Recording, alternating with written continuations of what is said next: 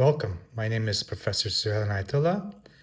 I'm the UNESCO Chair in Future Studies and Professor of Foresight at Tamkang University.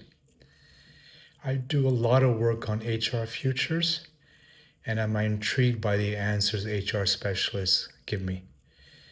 What I learn from them is they find themselves in a situation where they're change agents in an old structure. So they're constantly looking for ways to innovate, knowing full well that we do need organizations with clarity of rules, even though the game is changing dramatically. Some of the groups I work with include a whole range of international banks, national banks, international organizations. Recently, one group suggested right now their organization is like a ladder. Everyone climbs up step by step. The longer you stay, the more important roles you get. And they suggested this is no longer the correct narrative. We need to shift to the lift. Lift allows mobility up and down. For example, if particular skills are needed, cyber skills, security skills, then instead of going for those who've been in the longest, you get the right person. So that's one idea that's come out consistently. Another group was like, how do we, of course, retain, bring in the best? And everyone wishes to do that. So they start to look for what are things we can offer so the best wish to work with us. And clearly, that's things like flexibility, working multiple spaces, multiple times, but more and more they suggest it's having purpose, having a vision, knowing where they wish to be the next 10, 15, 20 years. It's not just for corporations about profit, but also about purpose, and for many of them about planet. And this people dimension becomes critical. So those are two areas we see shifts for HR. The third, of course, is AI. What the implications for AI are still unknown for many of us. With one group in Paris we're working with, they suggested today AI is seen as the driver. We need to shift the narrative to AI as the passenger, so humans with concern for ethics, other humans, they actually drive the development of AI, its penetration in their company and in the market. But someone then suggested, well, what if AI is in fact the road and it's driving all of us? It becomes self-learning. The other part that comes out, of course, with AI is loss of jobs. And the answer there is pretty clear.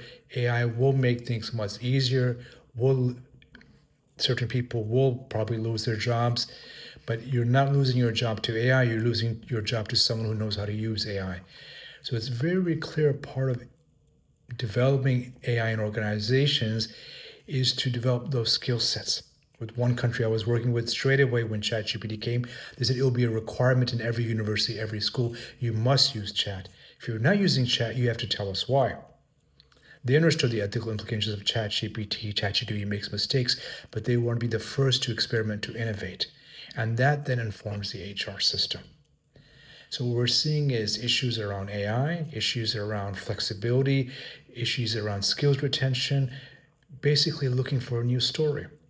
With another organization I was with last month, their issue was what to do with the aging police force in this case. And one of them said, for example, well, I feel like I'm an iPhone in a room full of Nokias.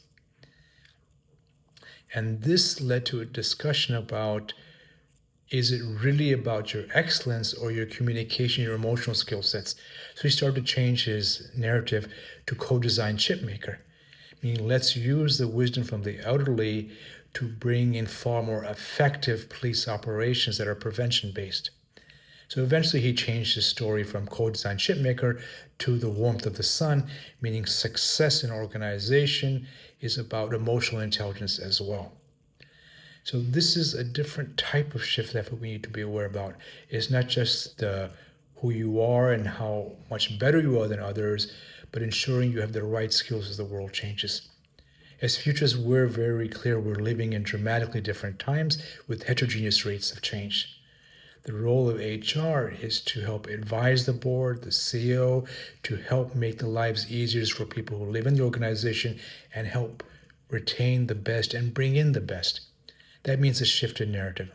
Whether it's the ladder to the lift or some other narrative shift, It means clearly we're looking for a new story, and that story needs to be linked to the purpose of HR. Thank you so much for your time. I hope you found this useful.